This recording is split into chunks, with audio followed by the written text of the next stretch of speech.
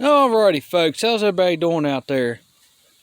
This is a little update video here, and been working on this Durango here and trying to get these shocks put on it, and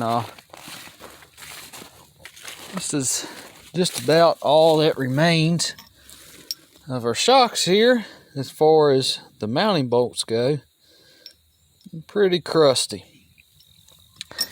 So I had to grind 3 of the heads off, and the other one, the only one I was able to actually get off was this bottom one on this pasture side. So I was able to get that one unbolted. So that worked out good. So that works because now I can take it on up and match it up and replace it. But this one's the only one that still was good. But they were pretty crusty. Pretty crusty. Other bolt here, but yep, I just didn't really foresee that coming loose. That's what we were dealing with. So I just ground the heads off and took a punch, knocked them out, got our shocks off, and now I got to go up and go get some new bolts and nuts there. Probably try and get something grade 8, something that'll, you know, be strong and last. So I'll try to get something like a grade 8 bolt and put in it. But anyway, they're just regular old flange bolts there. But the bolt itself is a 15mm and the nut is an 18. And I tried everything. I tried to get my impact up under there. And you can get an impact on them. You can. So I tried that, but it was just sitting there spinning.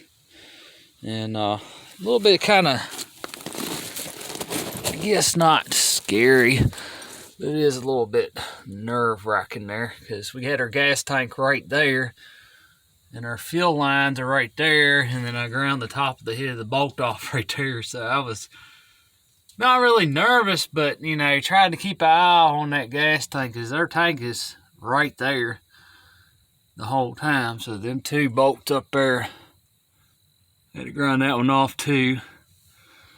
And the one over here, then I just lightly cleaned the surface up, but I'll throw a little paint on them before I bolt the shocks up. But yeah, it's a little bit leery about that because we got our gas tank right there, but them fuel lines are kind of crusty too. Might replace them.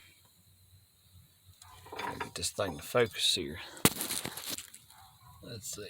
Yeah, they're a little bit crusty too. So we're gonna have to replace those as well. There we go.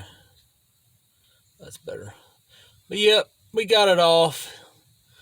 I just ground a little at a time, kept going at it until finally got it off. And yep, that's kind of where we're at. And so that's another hard part done.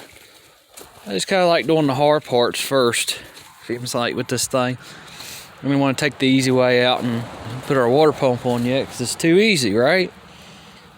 So I ended up getting these shocks off, and we're going to run up, go get some bolts, pick up my island arm, and get it switched out for the correct one I need. And that'll almost wrap this rear end up. I got to get the drums yet, new brake shoes for the back. And I still want to get axle bearings and axle seals yet, get the new wheel seals for the back. And then I still, you know, like to put new leaf springs on it too, and axles on the front here, and U-joints. For I want to call it officially good, but it's just, I can't, you know, keep going and going and going on it. You got to reach to a point where you're going to cut it off. But we are going to get our drums and our shoes though, so that's good. And I have the wheels on the way. Like I said, we got the same wheels that were on it before, so they're on the way. And I got 4 brand new tires for it. And hopefully they'll be here in another day or two, especially coming from North Carolina, I think. That's what they said. Yeah, the tires are coming from North Carolina, and the wheels, I'm not sure. They're coming from 2 different states. But, yep, there's the shocks here. This was the actual original shocks here. There's our Chrysler symbol here. There's the part number. But yeah, they were the original shocks, believe it or not. Yep, this is the one that kind of, there's a Chrysler symbol on that one too. That's where I took a sledgehammer and kind of knocking them out. But yep, they no good. That one's trying to move. It wants to move. It's going down, you know. But if we push it all the way down, they're about halfway.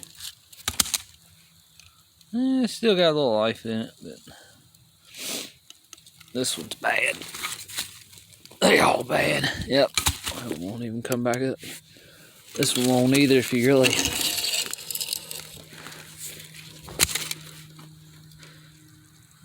got a little life left.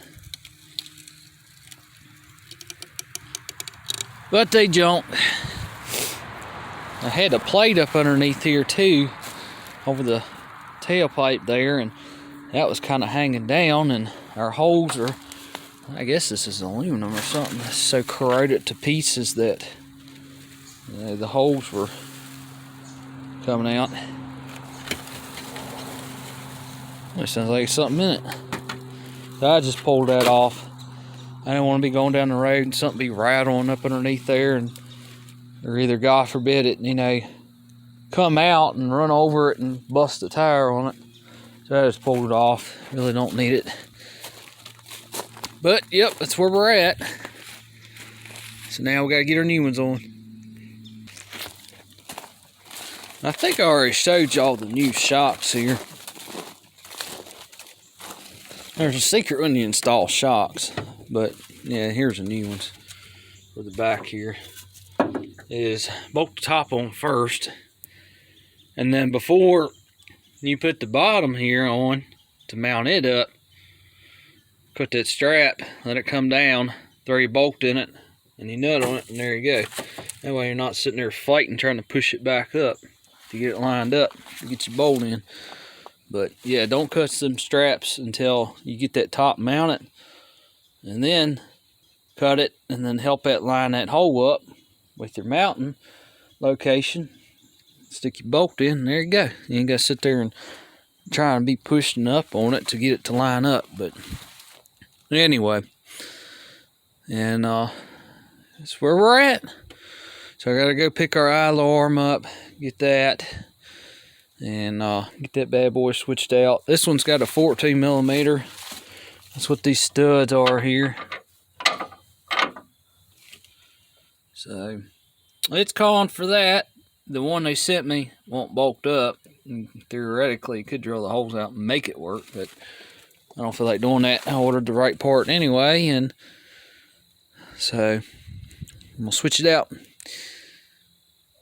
And hopefully here soon we'll get some water. We'll fill this thing up with water first once we switch our water pump out, and make sure our freeze plugs don't leak on it. And then as long as everything runs good, holds good temperature, warms up, thermostat and everything opens up like it's supposed to, and then we'll drain all of it back out. We'll fill it up with antifreeze and be good to go.